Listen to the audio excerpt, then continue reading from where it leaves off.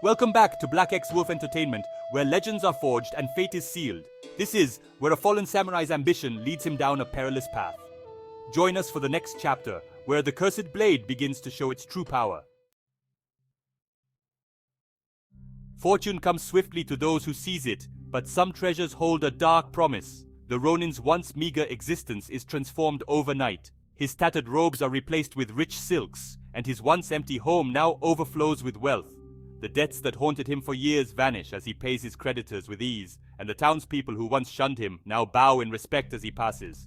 The Blade of Gold has fulfilled its promise. The Ronin's rise to power is nothing short of miraculous. His name spreads far and wide, his debts are erased, and the shame of his past is forgotten. But with great power comes unseen danger, and the deeper curse of the blade begins to reveal itself. The Ronin gazes at the gleaming katana, now resting on an ornate stand in the center of his newly adorned home. Its golden hilt shimmers in the dim candlelight, casting an ethereal glow that seems to dance on the walls. He smiles at his fortune, but as the days pass, his mind grows restless. At night, strange dreams plague him, visions of his rival samurai, the spirits of the fallen clan, and the blood-soaked duels he fought to claim the sword. Each dream ends the same way, with the blade in his hand, stained with blood, as dark whispers echo in his mind. Though his riches grow, so too does a gnawing fear. Whispers of envy surround him, and the Ronin begins to see enemies in every shadow. The Ronin walks through the streets of the village, his hand always resting on the hilt of the Blade of Gold. The townspeople bow, but their smiles seem insincere.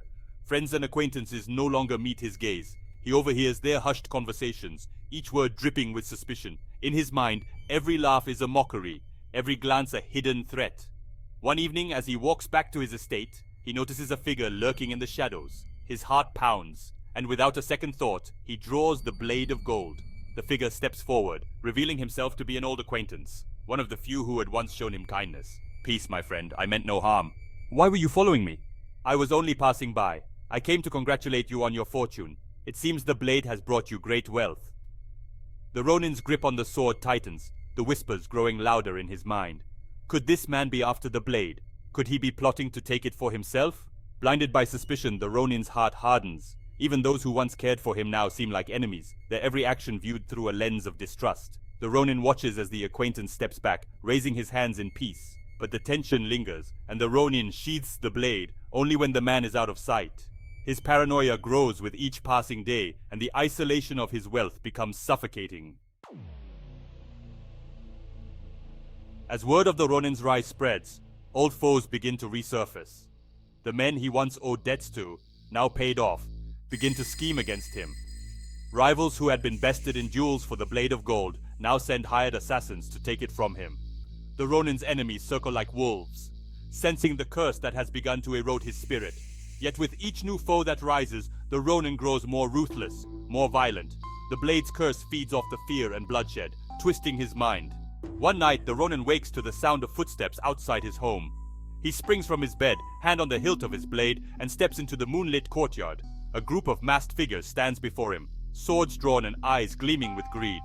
"We've come for the Blade of Gold. Hand it over, and your life will be spared. You'll have to pry it from my dead hands." The Ronin draws the Blade of Gold, its golden surface gleaming in the moonlight, and engages the assassins in a brutal fight. One by one, they fall to his blade, but with each strike, the curse tightens its grip on him. His once disciplined fighting style becomes wild, feral, as if the sword itself is guiding his hand. Blood spills across the courtyard, staining the earth. When the final assassin collapses, the Ronin stands alone, panting heavily, his eyes wide with the realization of what he's become. The Ronin may have won the battle, but the war for his soul has only just begun. The Ronin looks down at the Blade of Gold, its once pristine surface now slick with blood.